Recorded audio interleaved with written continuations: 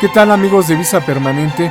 Hoy les tengo la presentación del Foro Nacional de Turismo que se hizo en estos últimos días con la participación de Pedro Dondé, José Antonio Quesada, Fernando Martí, quien es el organizador de este evento desde hace 14 años, y también tuvimos una intervención de Silvia Hernández, que fuera secretaria de Turismo en 1994-1997 durante el sexenio de Zedillo, y todos ellos nos dieron un adelanto de lo que vamos a poder ver y escuchar durante el desarrollo de este foro. Los invito a que asistan, va a estar muy interesante, sobre todo si ustedes son de alguna manera parte de esta gran industria que está moviendo a México por entero. Saludos. El licenciado Pedro Dondé, que fue subsecretario de Planeación Turística hace algunos sexenios y proviene del medio financiero, y es una gente que es miembro del Consejo Directivo del Foro Nacional de Turismo y nos ha ayudado a organizar este seminario de inversión turística. Y está aquí conmigo José Antonio Quesada, que es el líder de clientes y negocios de Pricewaterhouse, que es la empresa con la que organizamos el seminario. La idea del seminario de inversión turística lo discutimos mucho en el Consejo Directivo del Foro, es que los buenos resultados que estamos teniendo en turismo, eso de que tenemos ahora 32 millones de visitantes y 17 mil millones de ingresos en divisas, ese ritmo de crecimiento que tenemos no lo vamos a poder sostener si no aumentan los flujos de inversión para el sector turístico, si no se construyen más hoteles, más parques de diversiones, si no hay más asientos de avión, si no hay más instalaciones, si no hay más infraestructura de tipo turístico, no vamos a poder sostener el ritmo de crecimiento. Entonces es muy importante en esta coyuntura pues, generar propuestas para potencializar, para incentivar la inversión turística. Ese es el objetivo del seminario, que va a formar parte del foro. Es un evento cerrado, básicamente para inversionistas. Y si se quieren enterar del libro que va a pasar, pues para eso están aquí Pedro y José Antonio. Para nosotros es un honor participar en este ejercicio, porque es la manera como vinculamos nuestra visión global con nuestra visión local. Y les quiero compartir que mucho de la estructura de las discusiones que va a haber en los distintos paneles están apoyadas en una columna vertebral que corresponde a un estudio que está en internet, que cada año mandamos, que se llama la encuesta de los CEOs. Esta se presentó en Davos en el pasado mes de enero, a finales del mes de enero, por nuestro socio mundial. Y aquí básicamente la temática de la encuesta habló sobre cómo se están redefiniendo los negocios y cómo están cambiando las estrategias de negocio a nivel global.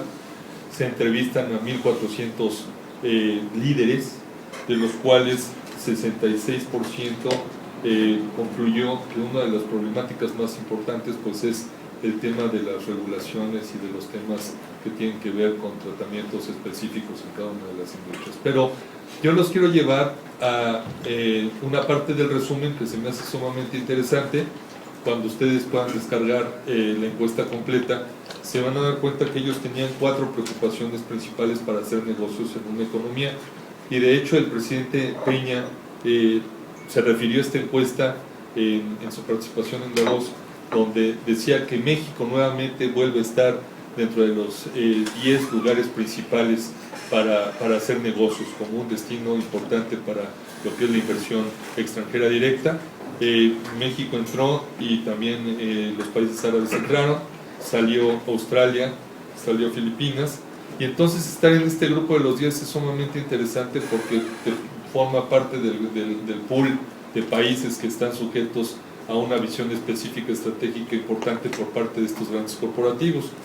Y lo que les preocupa a los CEOs de hacer negocios en estas geografías está resumido en 4 pilares, y uno de ellos, el que más les preocupa y que sigue en ascenso, es el tema de corrupción y de falta de transparencia o opacidad, donde sube la sensibilidad de los CEOs como una problemática o preocupación de hacer negocios en estas geografías.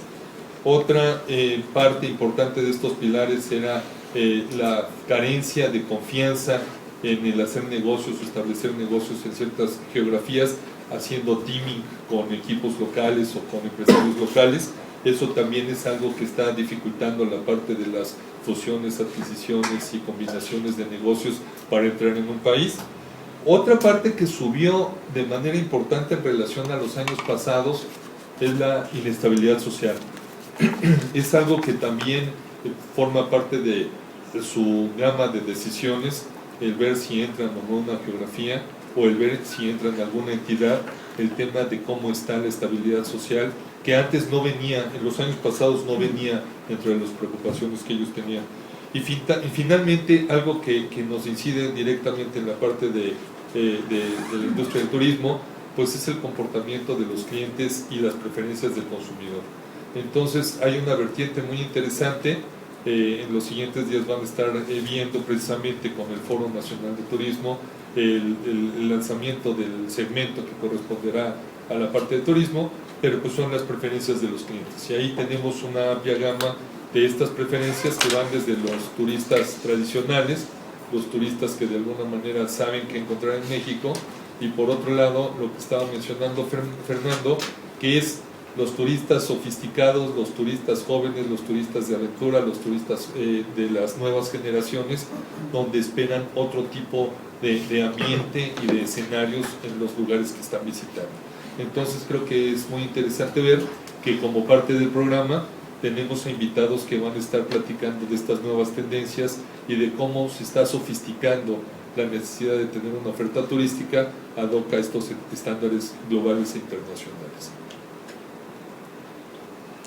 Bueno, a mí me gustaría comentar que una parte importante para poder lograr crecimiento turístico, como ya se mencionó, es que haya inversión en diferentes cosas, instalaciones, hoteles, aspectos recreativos y todo eso, ¿no? Y para este propósito yo creo que hemos pensado que también debiera existir algún tipo de incentivos.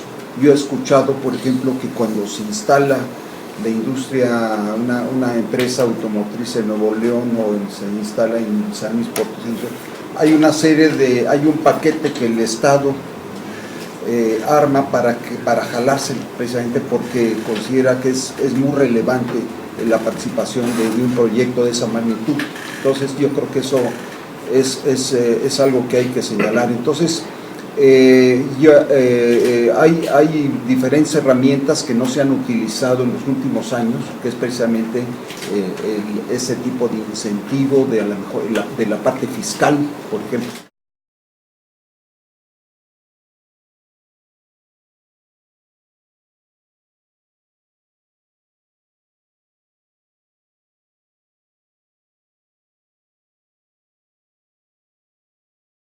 Bueno, pues con mucho gusto les digo que desde luego lo que estamos esperando es que nuestros invitados sean quienes nos aporten esa miguita de mayor detalle e interés el lunes, pero los estamos invitando a que hablen, como dice la mesa, dice cómo consolidar un destino, así se llama formalmente el panel que nos toca. Hemos invitado a varios gobernadores para que, y esperamos que así lo podamos lograr, para que puedan en esa consolidación hablar del papel que juega el turismo nacional en la consolidación de esos destinos. Pues realmente al título nuestro que se llama ¿Cómo consolidar un destino nacional? Quiero que ustedes tengan en cuenta, por favor, que estamos queriendo, sin ponerlo formalmente en el subtítulo, decir qué papel juega el turismo nacional en esa consolidación. Estamos buscando todavía datos. Quiero decirles que para ustedes que son buenos investigadores, aquí hay una materia de investigación interesante. No saben qué difícil ha sido y está siendo conformar una buena hoja de datos sobre el turismo nacional. Sin embargo, hay algunos muy apabullantes que sostienen que el turismo nacional es realmente, el mercado nacional es el que sostiene a la industria turística mexicana, con decirles que de la economía que genera el turismo, solamente, lo voy a decir ahora porque estoy queriendo hacer énfasis en el nacional, pero solamente el 20% de los ingresos se deben al turismo internacional.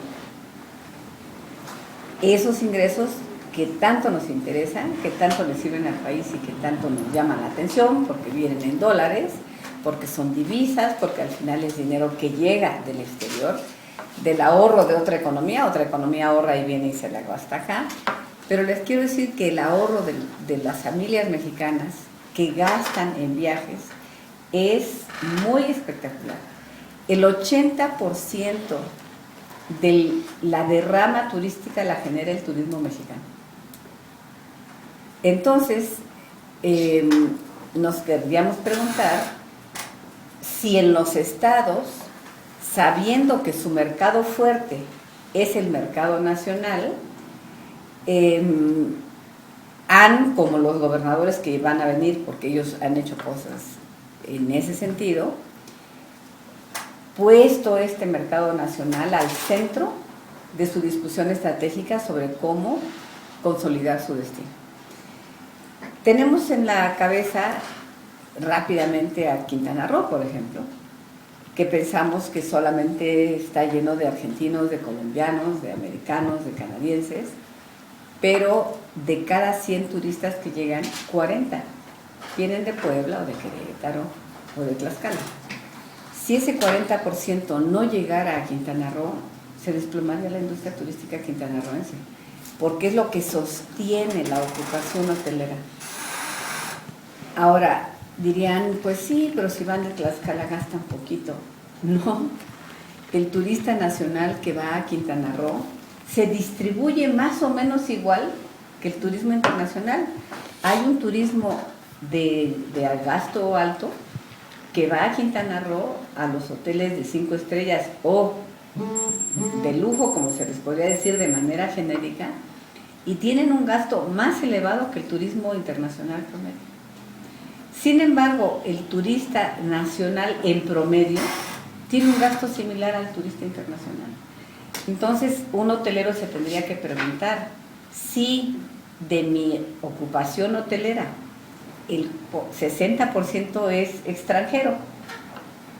Yo no voy a hablar hoy del extranjero, aunque siempre tienen la tentación de decir, ya vieron cómo crecieron los colombianos, ¿sí? Han crecido mucho, pero del turismo extranjero, que es el 60%, su ocupación se sostiene porque hay un 40% de un mercado nacional muy potente que tiene, en este lenguaje turístico se dice, en la mente, ¿verdad? Los americanos dicen top of mind, se lo tienen como el sueño de a dónde ir en la vacación.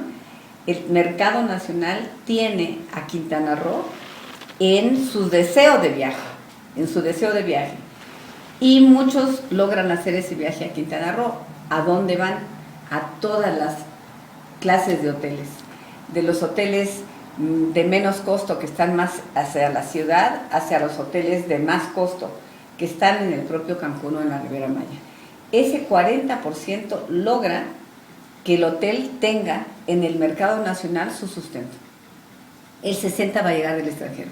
Pero si yo les digo, por ejemplo, que Puebla, donde hay un gobernador de un dinamismo enorme en muchas cosas, ha puesto allí a un secretario que está todo el tiempo pensando en cosas nuevas.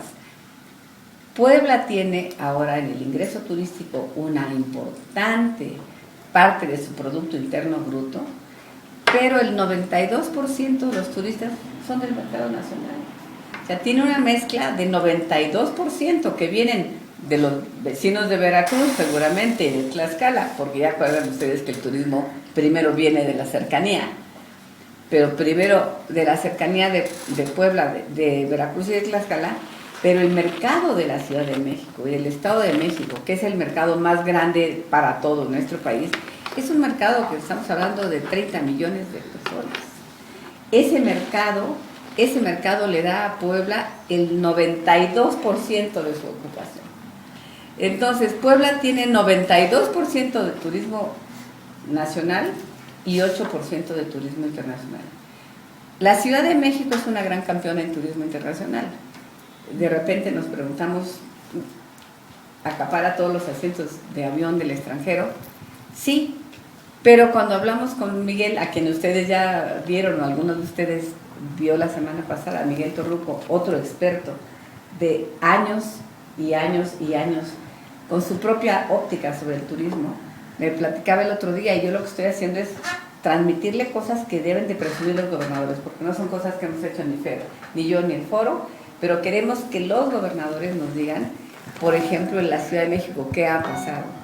Y el turismo local, el turismo nacional en la Ciudad de México creció 3 veces lo que creció el PIB del turismo internacional. Aquí también la base de esta hotelería, restaurantería, entretenimiento, toda la cadena de valor del turismo se sostiene por el turismo que viene de las cercanías y de las lejanías, porque aquí llega turismo de Quintana Roo y turismo de Nuevo León y turismo de la Baja California. Entonces, a lo que queremos ir es a este reconocimiento del valor de la plataforma base que es el mercado nacional, y desde luego todo lo que venga del mercado internacional es bienvenido.